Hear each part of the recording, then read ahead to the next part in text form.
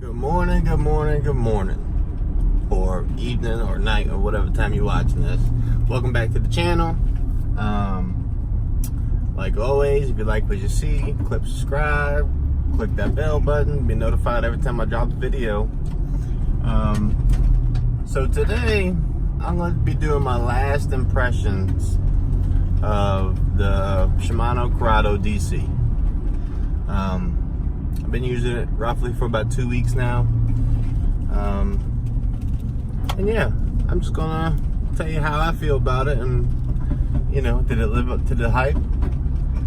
Did it live up to the price tag, more importantly? So we're gonna see. You know, you'll hear about it when we start fishing. So let's start fishing.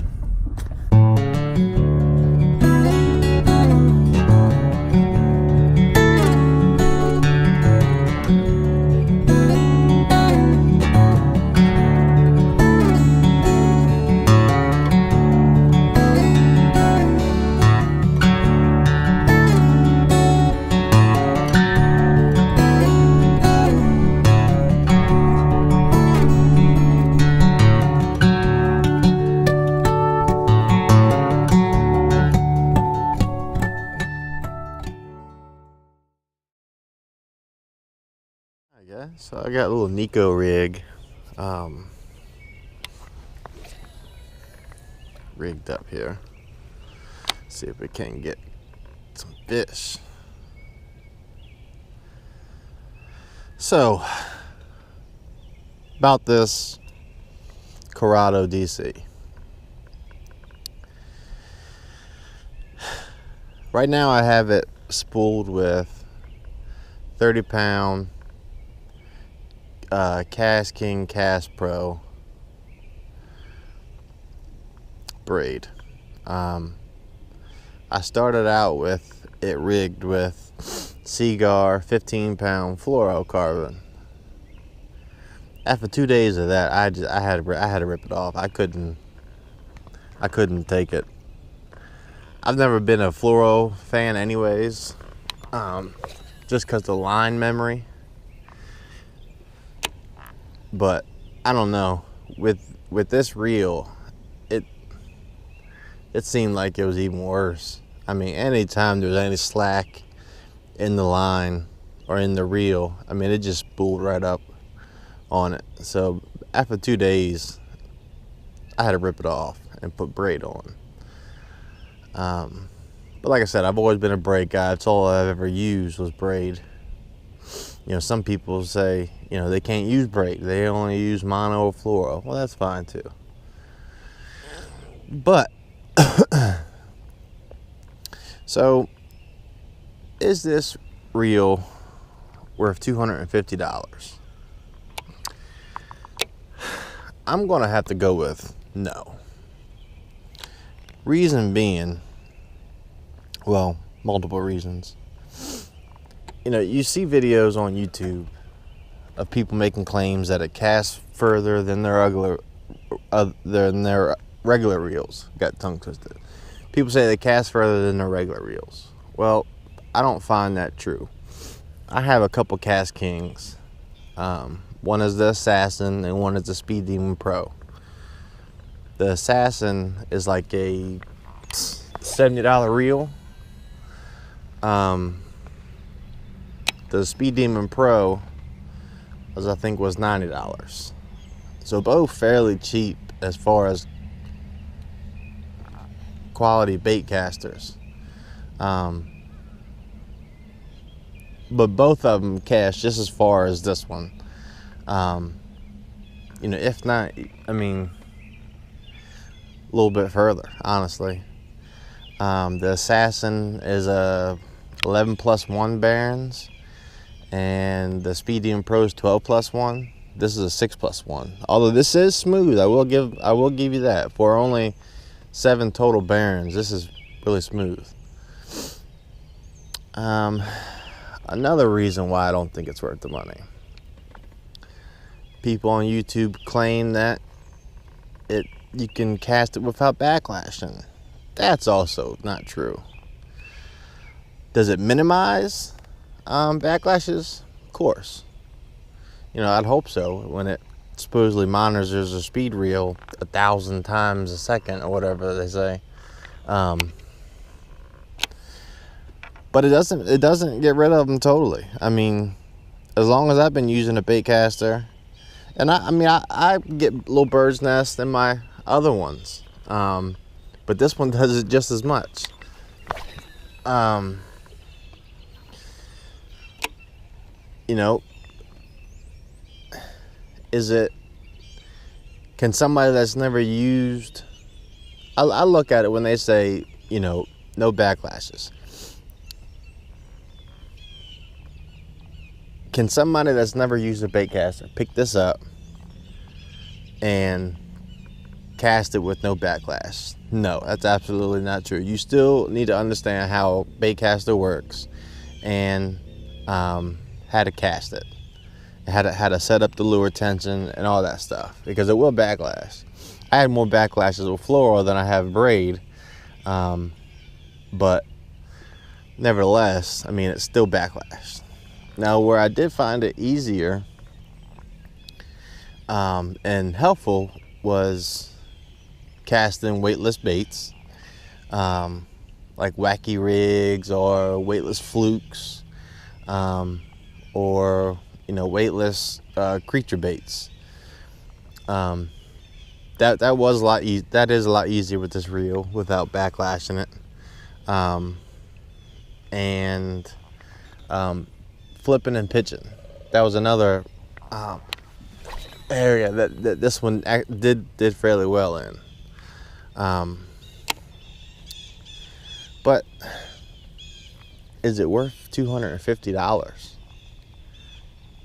I don't think so, guys. I mean, that's why I said in the first video, you know, there's a whole lot of people on YouTube saying this is the best reel that's ever been made, and I don't agree with that. I don't think it's worth the price tag that they want for it. There's much better reels for a whole lot cheaper than this one. But like I said, it is a decent reel.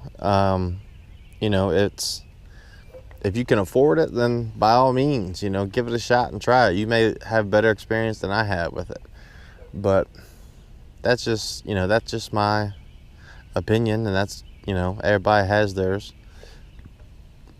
But so enough talking. We're gonna see if we can catch some fish.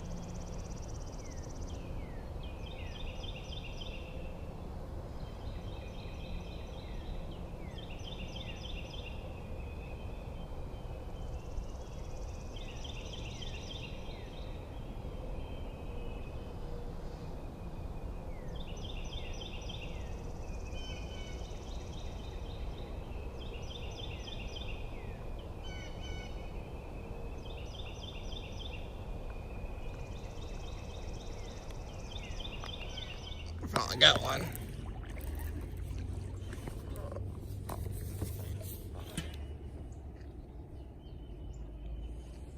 Nice little bass.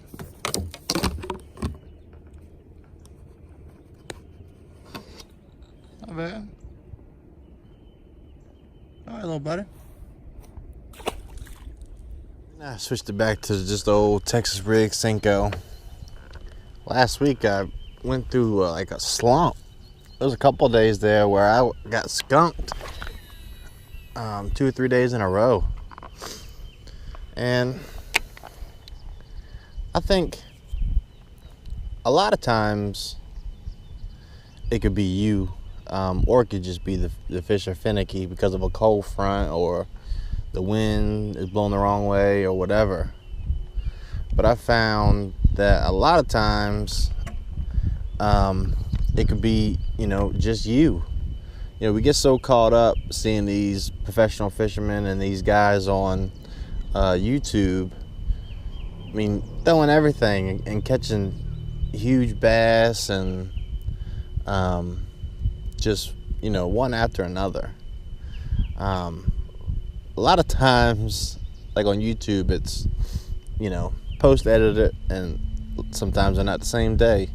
But I found a lot of times, sometimes you just got to go back to the basics. It might be you, and a lot of times I found it is me. I'm trying to do too much. If the fish ain't biting this, I'll switch to that. If they're not biting that, I'll switch to something else. And sometimes, you just got to take it back to the basics, just to reset, regroup, and have fun fishing. A lot of times we get aggravated because, the fish ain't biting. And we'll, rush it or, do whatever. Towards the end of last week, I went with just a basic wacky rig Senko, and I started catching fish. And again, like I said, sometimes it's you, but then sometimes it's also the fish. Right now it's spawning season, so they're pretty finicky. But you can catch them, especially if you see them laying on beds around the shorelines and stuff. Unfortunately, with me being in a wheelchair, I can't really go around the shorelines, but so close because my wheelchair gets stuck. But just take it back to slow fishing that we originally enjoyed, and I think you'll find success. Just take it back to when you first started. A lot of times people are like, a wacky rig, that's for kids. No, not necessarily. Sometimes that's what's catching the fish.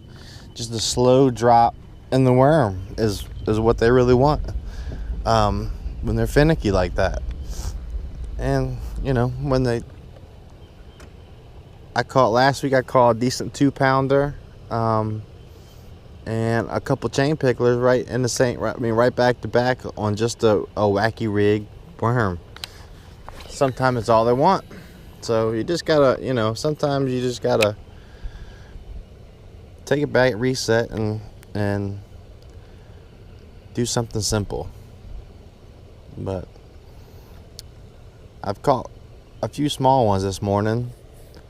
I didn't realize my battery was dead on my GoPro when I caught them, but it happens. Hopefully we can get something on camera for you guys today. But if not, it is what it is. That chatterbait got hung up right here where I'm at. There's a bunch of concrete and stuff right in the water line, right by the dock. So it got hung up. But I switched to a Ned rig with a little Guggenbait Slim Shake June bug worm. So let's see how this does.